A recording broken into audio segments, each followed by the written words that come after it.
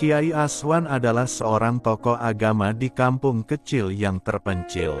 Sosoknya sangat sederhana, baik hati, dan selalu dekat dengan masyarakat. Ia dikenal sebagai kiai yang tidak hanya mengajarkan agama, tetapi juga selalu membantu orang-orang di sekitarnya. Setiap pagi, ia keluar dari rumahnya yang sederhana untuk bertani dan menjaga kambing-kambingnya di sawah. Meskipun hidupnya pas-pasan, Kiai Aswan tidak pernah mengeluh. Ia yakin bahwa rezeki sudah diatur oleh Tuhan. Suatu malam, setelah salat tahajud, Kiai Aswan tidur dengan perasaan tenang.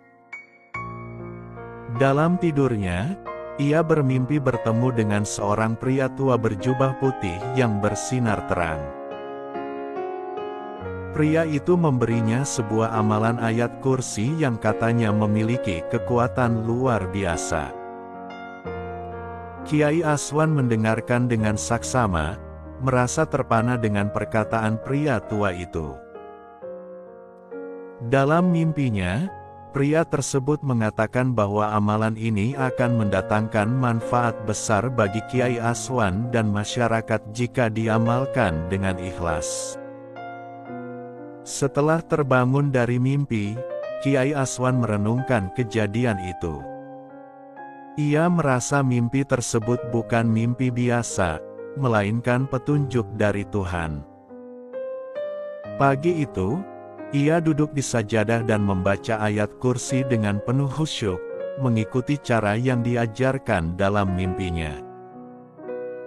Ia merasakan ketenangan yang luar biasa, seolah-olah seluruh beban hidupnya terangkat. Setiap selesai salat, ia mulai membiasakan diri membaca ayat kursi dengan cara tersebut.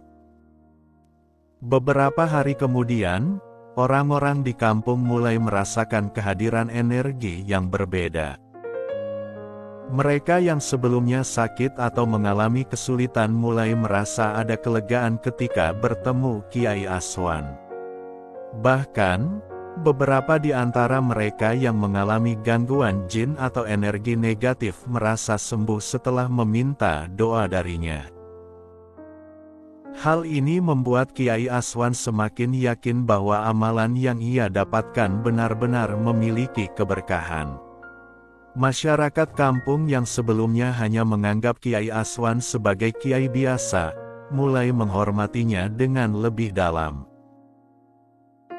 Mereka merasa ada sesuatu yang istimewa pada dirinya.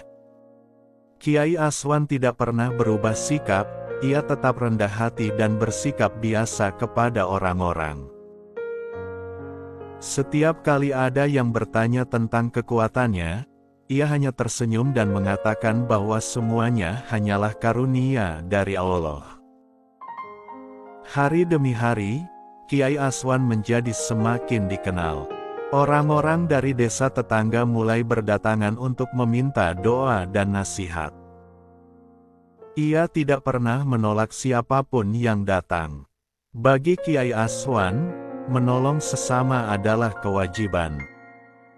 Ia mengajarkan amalan ayat kursi itu kepada mereka yang datang, tetapi selalu mengingatkan agar mereka tidak mengandalkannya sebagai kekuatan pribadi, melainkan hanya memohon pertolongan dari Allah.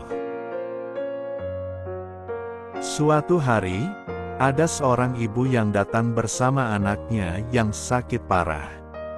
Ibu itu sudah mencoba berbagai cara untuk mengobati anaknya, namun tidak ada yang berhasil. Dengan penuh harapan, ia datang ke Kiai Aswan. Kiai Aswan membaca ayat kursi dengan khusyuk, memohon agar Allah memberikan kesembuhan pada anak itu.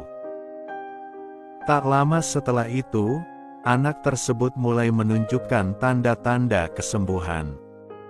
Ibu itu pun menangis terharu, berterima kasih kepada Kiai Aswan dan Allah. Keajaiban-keajaiban yang terjadi melalui amalan ayat kursi Kiai Aswan terus tersebar di kampung-kampung sekitar. Meski begitu, Kiai Aswan tetap menjalani hidupnya seperti biasa, tidak pernah sombong atau berbangga diri. Ia yakin bahwa kekuatan itu bukan miliknya, melainkan hanya titipan dari Allah. Kiai Aswan selalu berpesan kepada masyarakat untuk tidak terlalu bergantung pada dirinya, tetapi tetap berusaha mendekatkan diri kepada Allah dengan ikhlas.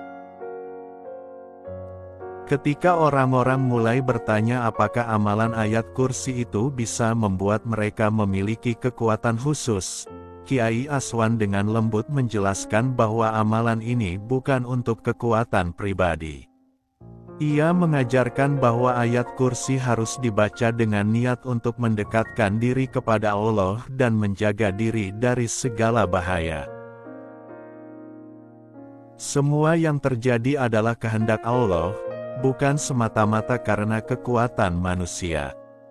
Waktu terus berlalu, dan Kiai Aswan semakin dihormati oleh masyarakat. Walaupun usianya semakin tua, ia tetap menjadi panutan bagi mereka. Hingga suatu hari, ia mendapat firasat bahwa usianya tidak akan lama lagi. Ia berkumpul bersama murid-muridnya dan berpesan agar mereka menjaga amalan ayat kursi tersebut dengan baik dan mengajarkannya kepada generasi berikutnya. Kiai Aswan mengingatkan mereka untuk selalu rendah hati dan tidak menyombongkan amalan tersebut. Beberapa bulan kemudian, Kiai Aswan berpulang ke Rahmatullah. Seluruh kampung berduka atas kepergiannya. Meski telah tiada, kisah tentang Kiai Aswan dan amalan ayat kursinya terus menjadi inspirasi bagi masyarakat. Mereka mengingatnya sebagai seorang kiai yang sederhana namun memiliki hati yang tulus dan penuh kasih sayang.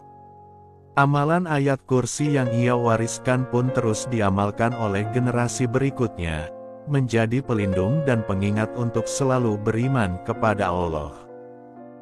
Demikianlah kisah tentang Kiai Aswan, seorang kiai kampung yang dengan ketulusan hati dan kesederhanaannya mampu memberikan manfaat besar bagi masyarakat sekitarnya. Amalan ayat kursi yang ia wariskan menjadi kenangan dan pelajaran bahwa kekuatan sejati ada dalam doa yang ikhlas dan hati yang tulus. Beberapa bulan setelah kepergian Kiai Aswan, suasana di kampung masih diselimuti rasa duka. Masyarakat belum sepenuhnya bisa menerima kehilangan sosok panutan yang begitu dicintai. Namun, mereka tetap menjalankan amalan ayat kursi dan nasihat-nasihat yang telah diwariskan oleh Kiai Aswan, seakan-akan Kiai masih hadir di tengah-tengah mereka. Suatu hari, di pagi yang cerah, seorang pria yang berpenampilan asing datang ke kampung tersebut. Ia mengenakan jubah khas Timur Tengah dan wajahnya tampak anggun namun penuh wibawa. Ia memperkenalkan dirinya sebagai Syekh Khalid dari Arab Saudi. Kedatangannya membawa kejutan bagi masyarakat kampung, karena sangat jarang ada orang asing, apalagi dari negeri yang jauh seperti Arab Saudi, datang ke kampung kecil mereka. Syekh Khalid datang ke rumah peninggalan Kiai Aswan dan bertanya kepada masyarakat tentang sosok Kiai Aswan.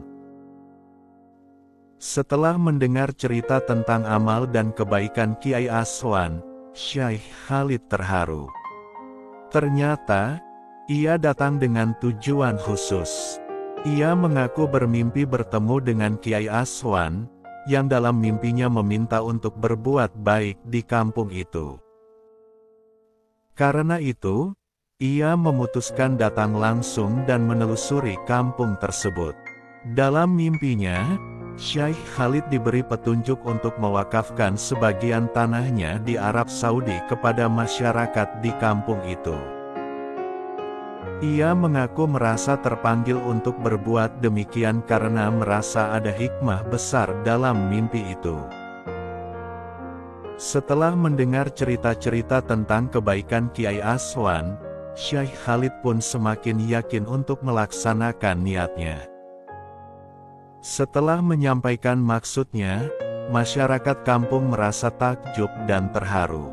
Mereka tidak menyangka bahwa kebaikan Kiai Aswan semasa hidupnya sampai terdengar hingga ke negeri yang jauh. Para tetua kampung, ulama setempat, dan tokoh masyarakat berkumpul untuk membahas tawaran Syekh Khalid. Mereka semua merasa ini adalah karunia besar yang datang karena ketulusan hati Kiai Aswan semasa hidup. Syekh Khalid kemudian mengajukan rencana untuk membangun sebuah pusat pendidikan Islam yang akan dinamai sesuai dengan nama Kiai Aswan. Ia ingin agar kebaikan dan pengabdian Kiai Aswan menjadi inspirasi bagi generasi mendatang. Tanah wakaf tersebut akan digunakan untuk membangun fasilitas pendidikan, masjid, dan perpustakaan yang terbuka untuk semua orang. Berita tentang rencana pembangunan ini cepat menyebar. Anak-anak dan remaja di kampung mulai bermimpi untuk bisa belajar di pusat pendidikan yang akan dibangun tersebut. Mereka berharap dapat menimba ilmu agama seperti Kiai Aswan dan mengamalkan ilmu yang mereka dapatkan untuk kebaikan masyarakat, sama seperti yang dicontohkan oleh Kiai Aswan.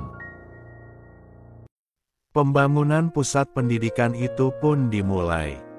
Masyarakat bekerja sama untuk membantu dengan cara yang bisa mereka lakukan, meskipun hanya sekadar memberikan tenaga atau menyediakan makanan bagi para pekerja. Mereka merasa ini adalah bentuk penghormatan terakhir bagi Kiai Aswan. Setiap hari, mereka melihat proses pembangunan dengan penuh harapan. Tidak hanya masyarakat setempat, para dermawan dari berbagai daerah mulai berdatangan untuk ikut berkontribusi. Mereka mendengar tentang wakaf besar dari Syekh Khalid dan terinspirasi untuk ikut serta dalam proyek ini. Mereka menyumbangkan dana, bahan bangunan, dan perlengkapan lainnya. Pusat pendidikan ini pun menjadi proyek besar yang melibatkan banyak pihak. Setelah beberapa bulan, bangunan pusat pendidikan itu berdiri megah di tengah kampung. Masjid, ruang kelas, dan perpustakaan yang luas akhirnya bisa digunakan. Pusat pendidikan ini diberi nama Madrasah Al-Aswan, sebagai penghormatan untuk Kiai Aswan yang menjadi inspirasi di balik pendiriannya. Masyarakat begitu bangga dan bersyukur memiliki fasilitas tersebut. Pada peresmian pusat pendidikan ini, Syekh Khalid hadir kembali di kampung itu. Ia menyampaikan pidato yang menyentuh hati. Dalam pidatonya, ia menceritakan kembali mimpinya bertemu dengan Kiai Aswan, dan bagaimana hal tersebut menggugah hatinya untuk berbuat baik. Ia berpesan kepada masyarakat agar memanfaatkan fasilitas ini untuk menimba ilmu dan mendekatkan diri kepada Allah, sebagaimana yang Kiai Aswan ajarkan. Masyarakat menyambut peresmian tersebut dengan sukacita. Mereka mengenang kembali perjuangan Kiai Aswan dan berharap agar semua nilai-nilai kebaikan yang diajarkannya tetap hidup di antara mereka. Dengan adanya pusat pendidikan ini, anak-anak tidak perlu pergi jauh untuk belajar agama. Mereka bisa belajar langsung di kampung mereka sendiri. Pusat pendidikan ini kemudian berkembang menjadi tempat berkumpulnya para ulama dan cendekiawan. Banyak guru dari berbagai daerah yang datang untuk mengajar dan berbagi ilmu. Pusat pendidikan ini tidak hanya menjadi tempat belajar bagi masyarakat setempat, tetapi juga menarik minat para pelajar dari luar daerah. Kehadiran Madrasah Al-Aswan menjadi simbol kemajuan kampung yang dulunya sederhana. Generasi muda di kampung itu semakin tertarik dengan ilmu agama dan bertekad untuk menjadi seperti Kiai Aswan. Mereka mulai rajin mengamalkan ayat kursi dan ajaran-ajaran Kiai Aswan yang diwariskan oleh para orang tua. Ilmu Kiai Aswan tidak hanya berakar di kampungnya, tetapi juga mulai menyebar ke berbagai tempat. Syekh Khalid yang kembali ke Arab Saudi, tetap berkomunikasi dengan pengurus madrasah. Ia bahkan berencana untuk memberikan beasiswa bagi para siswa yang berprestasi agar mereka bisa melanjutkan pendidikan ke Timur Tengah. Impian Syekh Khalid adalah agar kelak, dari kampung ini lahir para ulama besar yang bisa memberi manfaat untuk umat. Madrasah Al-Aswan terus berkembang pesat. Banyak murid yang berhasil melanjutkan pendidikan tinggi dan menjadi ulama serta cendekiawan yang berpengaruh. Mereka tidak lupa untuk kembali ke kampung, mengajarkan ilmu yang mereka peroleh kepada masyarakat. Semua itu berkat jasa Kiai Aswan yang semasa hidupnya mengajarkan arti ketulusan dan keikhlasan dalam beramal.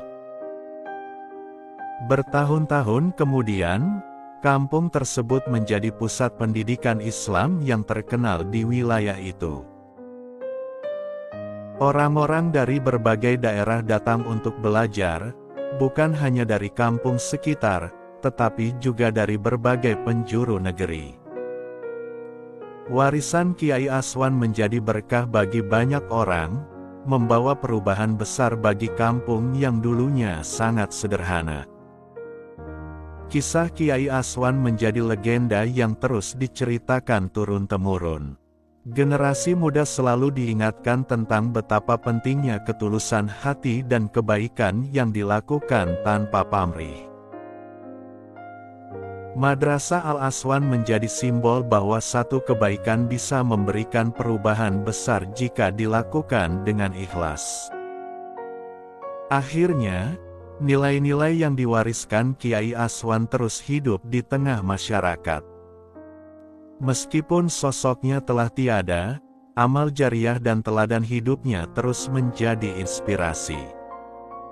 Masyarakat kampung itu berjanji akan menjaga dan merawat pusat pendidikan yang dibangun atas nama Kiai Aswan, sebagai tanda cinta dan penghormatan kepada beliau.